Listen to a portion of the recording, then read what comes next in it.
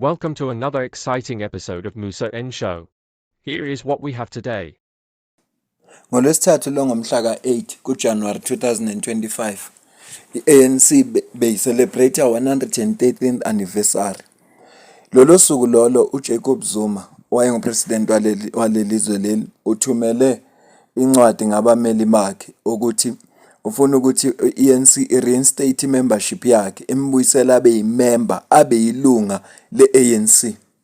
Lokho kokwenza ukuthi kube khona ukukhuluma okuningi ngoba ufikile embalula waze wathi uJacob Zuma uyinhlupho kubo ngoba uyeke zonke ezinye izinsuku wavele wakhetha lolu suku aziyo ukuthi libalekile kubo, wabathumelela ngayo incwadi kodwa akaseyona imember. Ngaleso sizathu bazomusa noma ngabase enkantolo akunankinga. Ngifunileke ukwazi ukuthi kungani ukuthi uZuma angafuni ukuba abuyele kwi-ANC ekubeni eseneqembu lakhe le-MK Party. Lokho nje bekunginike inkinga. Ngenhlahla izolo ngidibane nevideo yakhe la achaza khona ukuthi kungani efuna ukuthi abe yilunga le-ANC kodwa enomkhonto wesizwe party. Ngaphambi ngingene-ke endabeni yakhe, ngizoqale ngilande ivideo ekhombisa ukuthi kwake kwenzeka lokho ngaphambilini. Shuthi umkhuba wayo i-ANC ngokucabanga ukuthi amalunga wakhona akahambe nelinye iqembu kodwa afunda abe namakhadi amabili. Angazi kahle kodwa ngicabanga ukuthi umkhuba wakhona. Zwana la. Thabo Mbeki unari kena formile Cope. Ha former Cope Thabo Mbeki bar ko yena, who are you going to vote for? Or my vote is my secret. Kar una campaign la Cope. Today what changed? Thabo Mbeki's vote is no longer a secret. Utamaya a campaign la ANC. Why? Because the Oppenheimers, because Rupert said to him, if you don't protect our project, those shares that your wife has in all the banks will disappear. Mawuzwa nje lenkulumo ekhulunywa uCIC we-EFF uJulius Malema ukuthi uThabo Mbeki uyena owafoma iCope, emveni kwalapho wavota neCope, wathi ivoti lakhe liyimfihlo, wangavotela i-ANC. Kodwa ke manje sekuguqukela usevotela i-ANC. So shuthi umkhuba wabo labantu be-ANC ukuthi babe nelinye iqembu abavota nalo kodwa bebe ku-ANC phakathi. Hayi asiqhubeke. But I'm saying in the case of Jacob Zuma, you can't act the way he has acted and hope to maintain an old relationship because he has broken that relationship.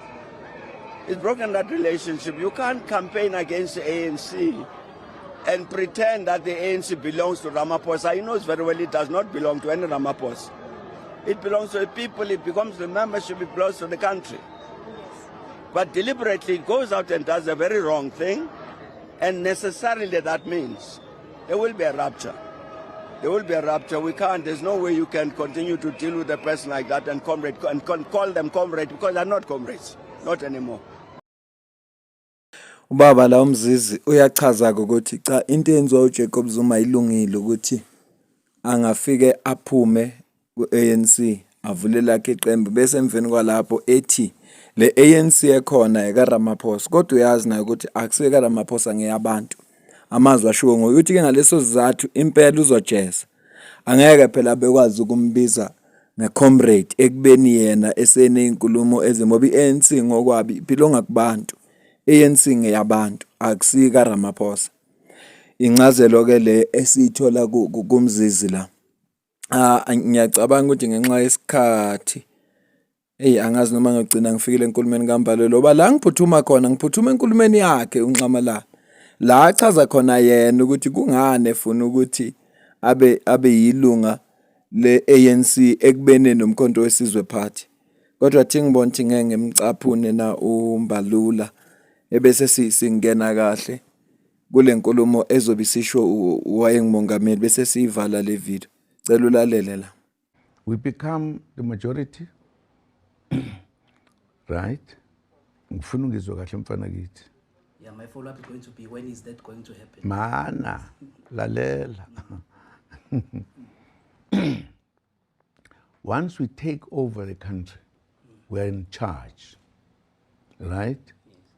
One of the things we'll do will be to honor our ancestors by putting back the ideas they put and policies they put.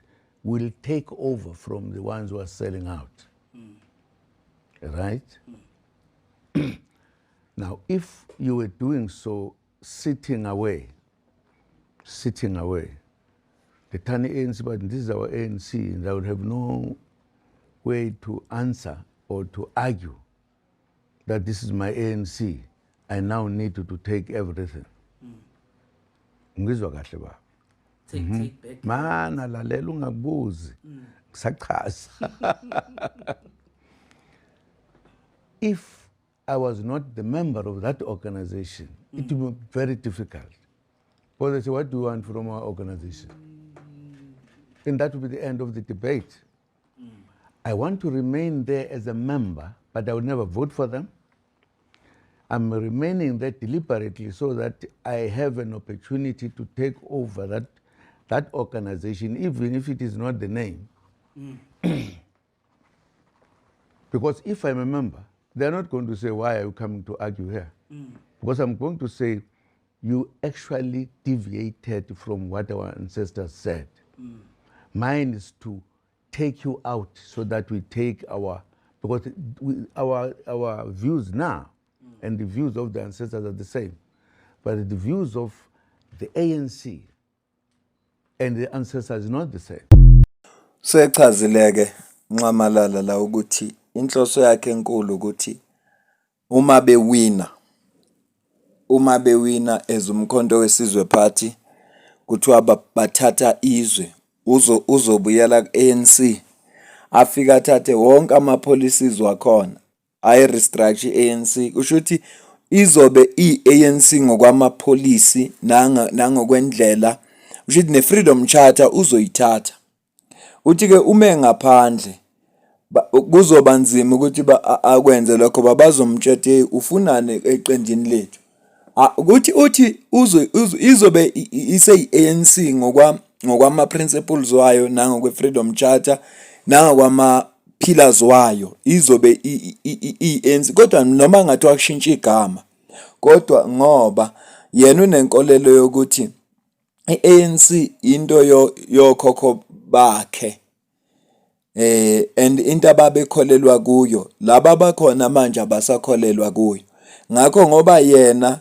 nabo khokho babo basakholelwa entweni eyodwa ubona ukuthi kufanele ayirescue i-ANC noma ngathi uyirescue ngelinye igama hayi ukuthi uma sebewinile uyobe sebuyela abe i-ANC cha kodwa uyobuyela lapha athathe yonke into ngisho ukuthi uyobe kumnika ilungelo ukuba yimember ye-ANC ukuthi athathe lonke ilungelo athathe yonke into indlela abasebenza ngayo ama-principles ama-policies wakhona awasebenzise ngapha kule la azobe khona ilona hlelo lakhe lesona zathi esikhulu esenza ukuthi afuna ukuthi bamgcine eyimember ye-ANC noma eseneqembu lakhe lomkhonto wesizwe party ngiyacabanga ukuthi ubaba uMzizwe Thabo Mbeki azange bamxoshe ngoba impact yeCOPA ayizange ifane neye mkhonto ngicela ukuzwa ukuphawula kwakho kwe-comment section below ukuthi wena ubona kanjani